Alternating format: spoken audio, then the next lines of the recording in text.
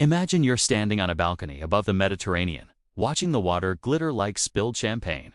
The air smells like jasmine, and something sharper than burnt jet fuel drifting in from the private runway nearby. You look down at the street, and your brain can't compute what you're seeing. That man walking his poodle. Statistically, he's a millionaire. The woman jogging past him in designer sneakers. Also a millionaire. The kid stepping out of a black van with tinted windows. Born into money that doesn't even feel like money, any more like gravity. Even the people who work here move differently, like they're operating inside an invisible force field made of cameras, bodyguards, and unwritten rules. Welcome to Monaco, a country smaller than many city parks, where roughly 1 in 3 residents is a millionaire, where poverty doesn't just feel red, feels edited out. There is no personal income tax, no property tax, a police presence so dense it feels like the state itself is a security company. CCTV everywhere, corridors, elevators, garages, enough lenses to make the average person whisper, "This is too much." But to the ultra-rich, it's not dystopia. It's product design. And that's the first lie Monaco sells you, that this place is naturally rich, that it has always been a glossy parking lot for Ferraris, a luxury terrarium for billionaires, a tax-free playground built by destiny. It wasn't. If you rewound the tape about 170 years, Monaco wasn't a playground. It was a panic room. A tiny, half-broken medieval relic with a famous name, a weak treasury, and a dynasty staring down extinction. The Grimaldis weren't the world's elegant landlords. They were survivalists clinging to a rock on the edge of Europe, taxing what little they could: lemons, olives, small farms, just to keep the lights on. Then the floor dropped out. Mid-19th century Europe was a continent of pressure. Revolutions were bursting like sparks across borders. Empires were wobbling. Ideas about rights, taxes, and legitimacy were spreading faster than armies could stop them. In 1848, the year that shook monarchies from Paris to Vienna, Monaco's 2 largest towns, Menton and Roquebrune, looked at their prince and made a brutal calculation. They were paying taxes and receiving almost nothing in return. So they left. Not metaphorically, literally, they seceded. And here's the scale of that disaster. Because it matters, those 2 towns made up nearly all of Monaco's usable land and almost all of its revenue. For centuries, the Grimaldis had survived because they could squeeze citrus farmers and small trade along the coast. When Menton and Roquebrune broke away, it wasn't a minor political embarrassment. It was an economic decapitation. By 1861, Prince Charles III was forced to sell them to France for 4 million gold francs. Take a second and feel what that means. A sovereign prince, selling his country's body parts to stay alive. Overnight, Monaco shrank into something almost ridiculous, a barren rock with no agriculture to speak of. No industry, no meaningful tax base, and a treasury that looked like it had been robbed by time itself. Charles III wasn't ruling a nation. He was managing a brand with no product. And this is where most people misunderstand Monaco's story. They assume Monaco became rich by being smart, by being elite, by having some secret ancient strategy. But the truth is more human and more dangerous. Monaco got rich because it got desperate. Charles III had 2 options, both humiliating. Option A: accept that the Grimaldi dynasty ends with him. Monaco becomes a footnote. A quaint coastal curiosity swallowed by France, remembered the way people remember a failed startup. Oh yeah, that existed once. Option B: attempt something so reckless, so morally questionable, and so strategically brilliant that it might rewrite Monaco's fate. He chose option B. He scanned the geopolitical map the way a dying merchant scans a room for an unlocked door. And he noticed something that didn't look like politics. It looked like an inefficiency. At the time, gambling was heavily restricted, legal, or morally condemned across much of France and Italy. It was seen as vice, social rot, a shortcut to ruin, the kind of thing respectable governments tried to bury. Charles III saw that vice and recognized demand, because banning something doesn't kill it, it concentrates it. It forces it into fewer places. It turns human weakness into a migration pattern. So Charles III made a bet that would define Monaco for the next century and beyond. If France and Italy won't allow people to gamble, then Monaco will become the place where they can. Not a shabby gambling hall, not a smoky backroom. He wanted something more sophisticated, a luxury trap, a system where the rich don't feel like they're sinning. They feel like they're participating in culture. But here's the twist. Charles III wasn't the genius people imagine.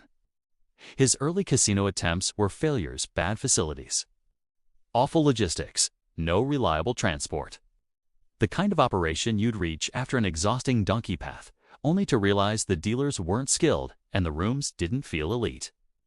He had the idea, but not the execution. So he did what struggling rulers have always done when they face the limits of their own competence. He outsourced the kingdom.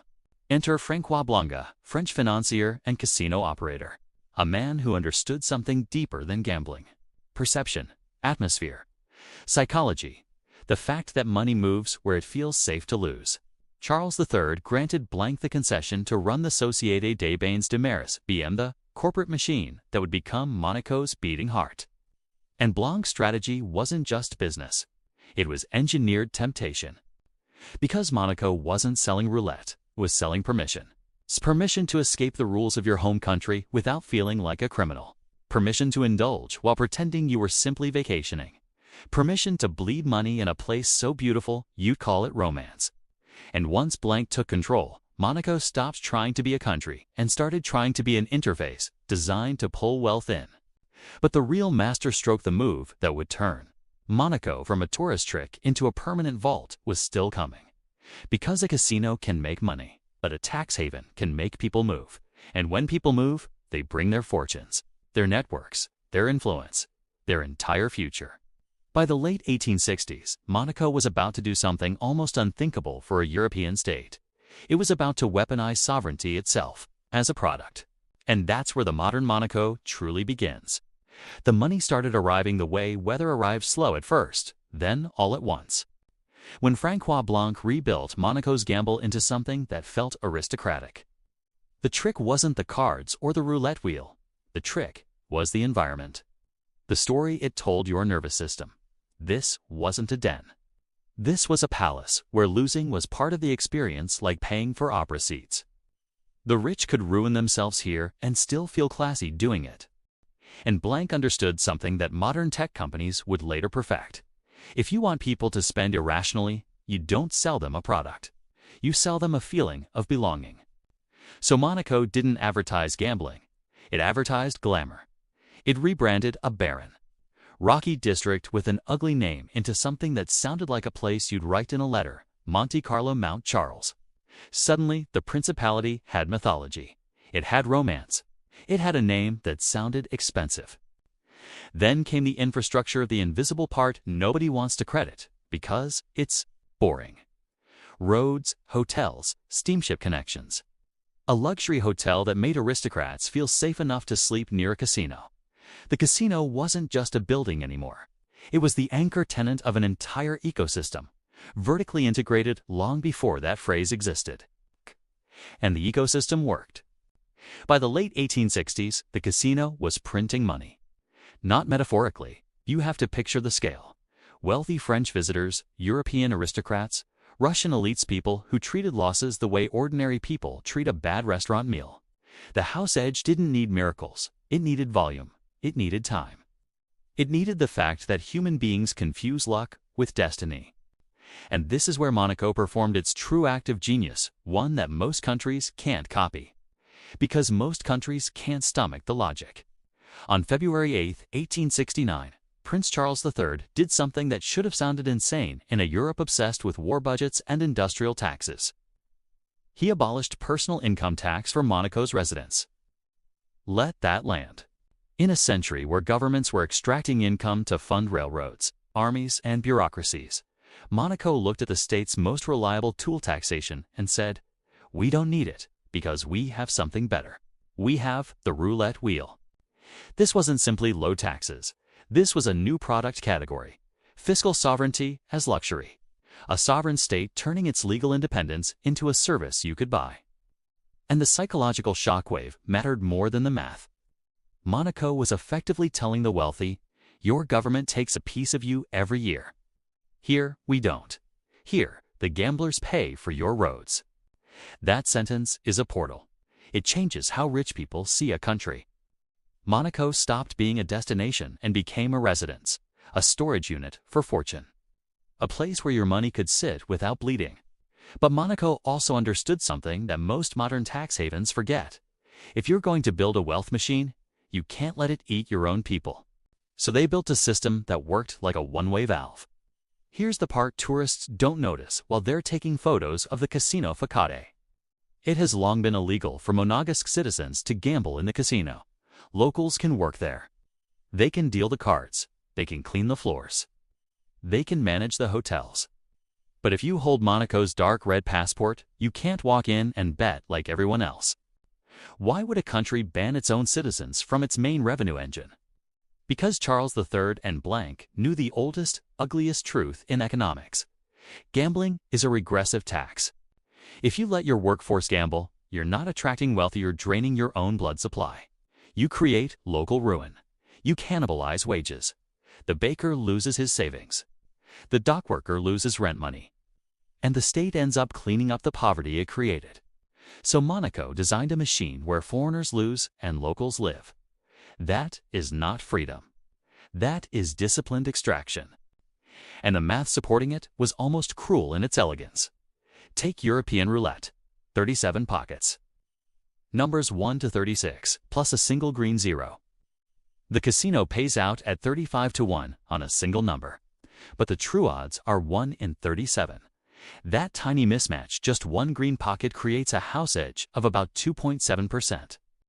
2.7% sounds small. But small edges become empires when they are risk-free and repeated millions of times. It's the same logic as compound interest, but inverted compound loss. Over enough spins, the house edge stops being probability. It becomes gravity. And that gravity funded Monaco's transformation. Clean streets, policing, prestigious buildings. The opera house, the kind of public order that makes rich people relax their shoulders. But glamour has a cost. And when a system is built on human weakness, it leaves casualties.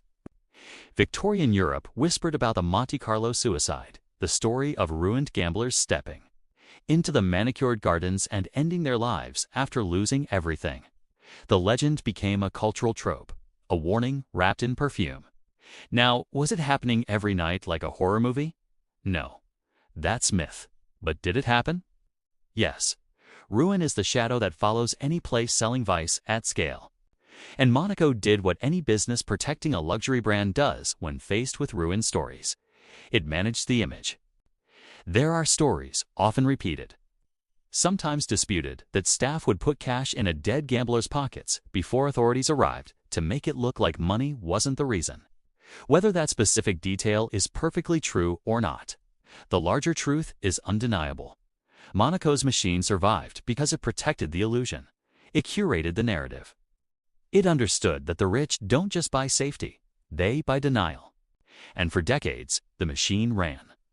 But history always arrives like a debt collector. World War I shattered aristocratic Europe. The Russian elite, the casino's best customers, were executed or exiled. The Great Depression suffocated wealth. War and ideology rewired the continent. Suddenly, Monaco's original customer base was shrinking. And Monaco realized the brutal weakness of its own model. You cannot build a nation on the losses of a dying class. So the principality had to evolve. It needed to turn temporary wealth extraction into permanent wealth storage. It needed residents, not just visitors. It needed a new engine. And it needed something else even more urgently. It needed to survive the moment a single man tried to buy the country the way tycoons buy companies. Because that moment was coming. And when it arrived, it didn't come with soldiers. It came with shares. By the early 1950s, Monaco was glittering but hollow. The chandeliers still sparkled. The casino still stood like a relic of another age. But the aristocrats who once fed it were gone, replaced by ghosts of empires that no longer existed. The roulette wheel still turned, but the money wasn't flowing the way it used to. Monaco had survived by reinventing itself once. Now it was vulnerable again. And that's when Aristotle Onassis noticed it. To understand why Onassis mattered, you have to understand what kind of creature he was. He wasn't just rich. He was liquid. Shipping, oil, logistics industries that move underneath the world, not on top of it. If modern tech billionaires manipulate attention, Onassis manipulated trade itself. He didn't collect money, he collected leverage. In the early 1950s, he was scouting for a headquarters, a place to anchor his empire. Park his fleet, entertain heads of state, and most importantly, avoid taxes and interference. Monaco looked perfect. But Onassis didn't plan to become a resident. He planned to become the owner. Here's the part most people miss. Monaco wasn't actually run directly by the state. The true power sat inside a corporation, the Société des Biens de Mer, SBM, the casino, the hotels, the prime real estate. Control SBM, and you control Monaco's economic bloodstream. So Onassis did what great predators do. He didn't announce himself. He bought quietly, through shell companies, through intermediaries, through Panama. By the time anyone noticed, it was too late. In 1953, Onassis walked into the boardroom and revealed the truth. He owned the majority stake. The casino wasn't Monaco's anymore. The hotels weren't Monaco's anymore. The heart of the country belonged to a Greek shipping tycoon. Prince Rainier, the young ruler, trying to modernize a fading principality, was suddenly a guest in his own palace. At first, Rainier tolerated it. Monaco needed capital, and Onassis had oceans of it. The relationship began as an alliance of convenience. Onassis set up operations in Monaco's old sporting club, effectively turning a national landmark into his private office. But their visions collided almost immediately. Rainier wanted growth, density, skyscrapers, conferences, middle-class tourism, a modern city-state that could survive the 20th century. Onassis wanted silence. He didn't want crowds. He didn't want cranes. He didn't want tourists in cargo shorts clogging the streets while he negotiated oil contracts. To him, Monaco was a private lounge for billionaires, not a city. And because he controlled the SBM, he had leverage. Projects stalled. Development froze. Monaco's future was being throttled, not by France, not by war, but by a single shareholder protecting his view.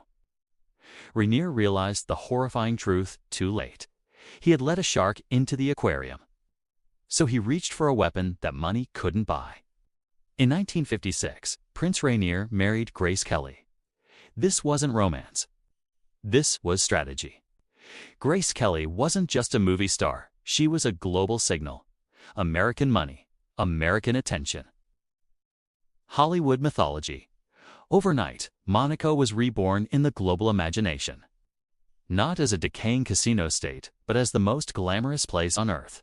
Tourists flooded in. Media followed. The old aristocracy was replaced by a new class: industrialists, entertainers, financiers, Americans with money and appetite. Onassis hated it. The paparazzi, the noise, the dilution of exclusivity. His private club was becoming a public spectacle, but Rainier had finally flipped the power dynamic. And when France applied pressure in the early 1960s threatening Monaco's tax status, Rainier used the chaos to strike. In a move that still makes corporate lawyers wince, the state issued new shares of SBM, massively diluting Onassis' ownership overnight. It was a hostile takeover executed by the government against a private individual. Onassis sued. He lost. Because in Monaco, the prince appoints the judges. By the mid-1960s, Onassis was out, furious, defeated, calling Monaco a dummy state as he withdrew. But Rainier had reclaimed control of the engine. And now, finally, Monaco could build. But the casino was no longer enough. The future wasn't gambling. The future was real estate. And Monaco was about to discover the most powerful wealth printer it would ever touch.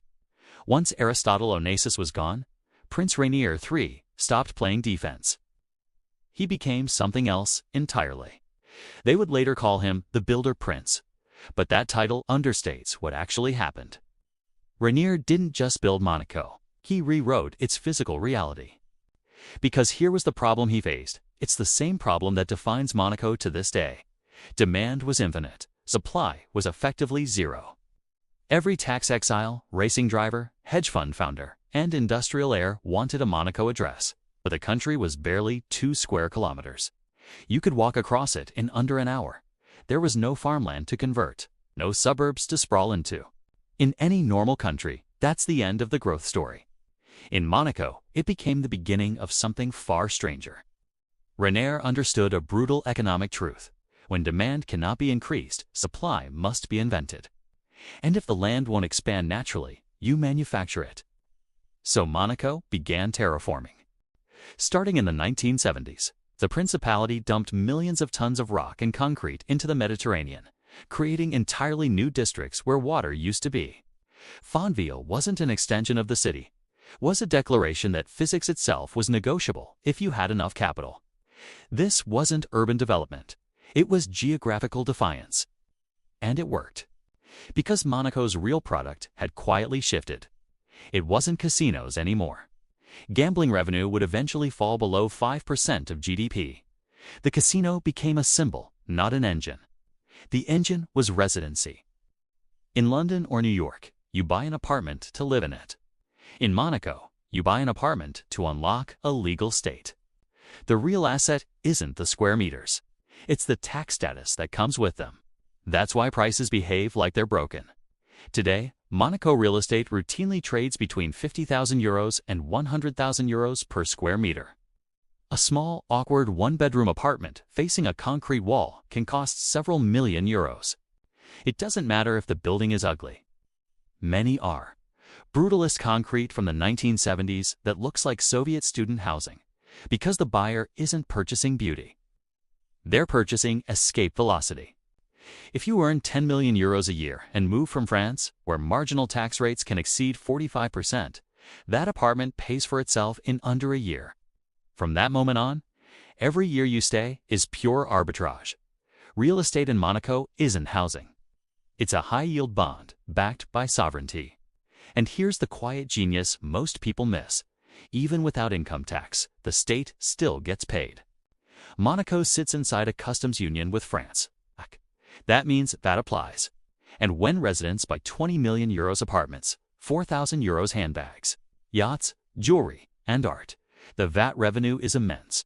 The rich think they're avoiding tax. They're not. They're just paying it in a different, less visible way through consumption instead of income. The loop is perfect. Move to Monaco to avoid income tax. Buy expensive property gives state profits. Deposit wealth in local banks gives financial sector profits. Spend lavishly gives VAT flows to the treasury. Money enters and doesn't leave. A closed circuit. A gilded flywheel. But this system created something deeply strange. Society where millionaires are second-class residents. Because in Monaco, wealth does not equal power. Citizenship does. There are only about 9 Ling Monegasque citizens. They vote. They hold political power. They are protected by the state. Housing is subsidized. Employment is prioritized by law. The welfare system quietly ensures they can live in a country that would otherwise be uninhabitable for anyone without 8 figures. The foreign residents, the billionaires, fund everything, but they have no vote. They live in constant compliance, spend enough time in the country, follow the rules, stay quiet, keep the machine fed. It's feudalism inverted. The peasants live in rent-controlled penthouses. The lords rent their safety. And safety is the final product Monaco sells. Police density unlike anywhere else on earth. Cameras everywhere. Crime so low it feels staged. Watches left unattended. Doors unlocked. The state acts as a permanent private security firm for the ultra-wealthy. For most people, this would feel like a surveillance nightmare. For the 0.1%, it's heaven. Privacy is a currency they are happy to spend. But no system built on loopholes escapes scrutiny forever. By the 2010s, global regulators were tightening their grip. Tax transparency, anti-money laundering, financial surveillance. The era of quiet havens was ending. And in June 2024, the message became impossible to ignore. Monaco was placed on the FATF gray list. Not shut down, not banned, but marked, which is the most dangerous status of all. Because once the world starts watching a place like Monaco, the magic stops working. And for the first time in 170 years, the Principality faced a problem it couldn't buy its way out of. The golden cage had become visible. So let's return to where we started. You're standing on that balcony again, looking out over the Mediterranean. The water is still perfect. The cars are still absurd. Your income tax is still zero. The police are still everywhere. Nothing looks broken. And that's the genius of Monaco. When a system works visually, people assume it works structurally. But beneath the gloss, Monaco is no longer playing offense. It's playing defense. For 170 years, this tiny rock survived by staying one step ahead of the rules. When France banned gambling, Monaco sold roulette. When Europe raised taxes, Monaco sold residency.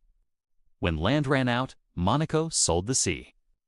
When secrecy became illegal, Monaco sold compliance, just enough of it to stay open for business. That strategy made it rich. But it also locks the country into a single fragile truth.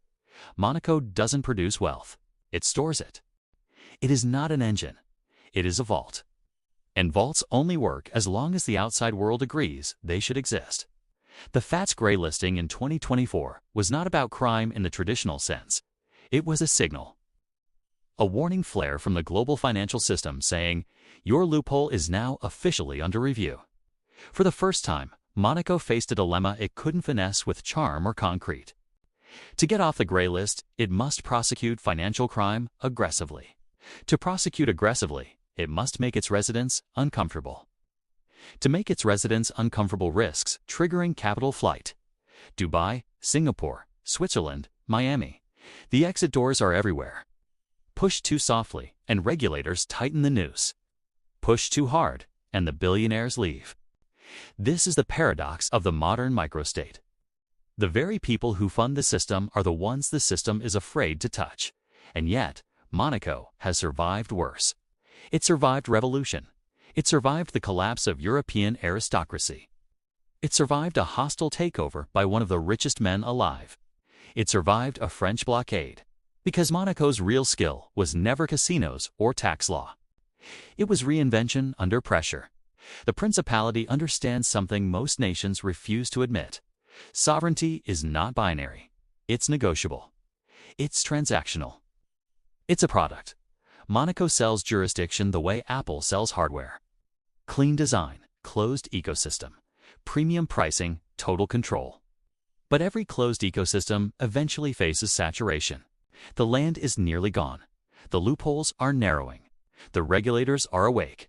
The sea is rising. And the global mood toward extreme inequality is shifting in ways no spreadsheet can model. Monaco is no longer asking how to get rich. It's asking how to stay relevant. And that brings us to the final, uncomfortable truth. Monaco didn't get rich because it was moral. It didn't get rich because it was innovative. It didn't get rich because it was fair. It got rich because it understood the system better than anyone else had the courage to exploit it without apology. It is the most successful high-stakes improvisation in economic history. A golden cage built from loopholes, surveillance, and perfect weather. And as the lights of the Casino de Monte Carlo flicker on each night, you have to admit something, even if you don't like it. For a very long time, the house didn't just win. The house rewrote the rules of the game.